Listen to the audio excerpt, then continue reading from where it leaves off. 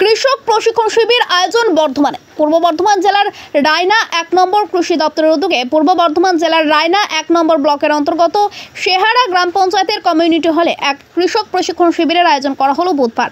আগামী বর্ষায় সুগন্ধি ধানের চাষ হবে এই এলাকা জুড়ে, কিন্তু প্রতি বছর সুগন্ধি ধান চাষ করার পর ধান কাটার কিছু আগেই শোষক পোকার আক্রমণে নষ্ট হয়ে যায় ধান। তার ফলে ব্যাপক ক্ষয়ক্ষতির শিকার হতে হয় কৃষকদের।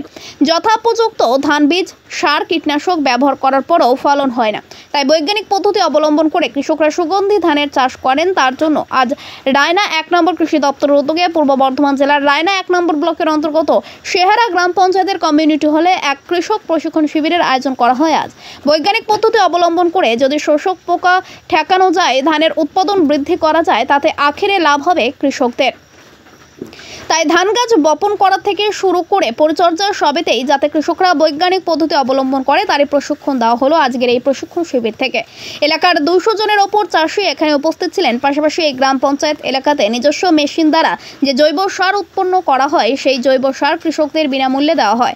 আগামী দিনে গ্রাম পঞ্চায়েতের লক্ষ্য রাখবে এই জৈব সার ব্যবহার করে কৃষিতে উৎপাদন কতটা বৃদ্ধি পাচ্ছে তার উপর। আগামী দিনে গ্রাম পঞ্চায়েতের পক্ষ থেকে এই জৈব সার বাণিজ্যিকভাবে বিক্রি করা হবে বলে জানিয়েছেন শেহারা গ্রাম পঞ্চায়েতের প্রধান পুরঞ্জয় সরকার। এদিনের প্রশিক্ষণ শিবিরের এলাকার কৃষকরা ছাড়াও উপস্থিত ছিলেন প্রধান পুরঞ্জয় সরকার, উপপ্রধান মন্দিরা রায়, রায়না 1 নম্বর ব্লকের কৃষি অধিকর্তা, মহকুমা কৃষি অধিকর্তা সহ পঞ্চায়েতের সকল সদস্যরা। কোথায় জৈব সার বিতরণ করা হচ্ছে? আমাদের এই শেহারা গ্রাম পঞ্চায়েতের এই পাশে কমিউনিটি হল আছে, বাড়ির পাশে বাজার যাওয়ার আগে ওইখানে আমাদের যেমন SLWM এর যে জৈব সার তৈরি হয়, আমাদের এই জৈব সার আমাদের প্রত্যেক চাষিদের প্যাকেট করে দেওয়া হচ্ছে। তাদের দিকে বলা হচ্ছে আপনারা ব্যবহার করুন, আপনারা দেখুন, গাছে দিন, বীজে দিন, দিয়ে দেখুন, জৈব সার করুন। মানে আপনারাই উৎপন্ন করছেন?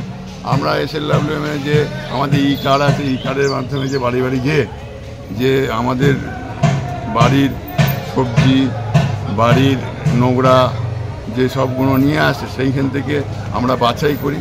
বাছাই করে ওইটা থেকে আমাদের মেশিন আছে, আমাদের ওখানে বাছাই করে পচানো হয়।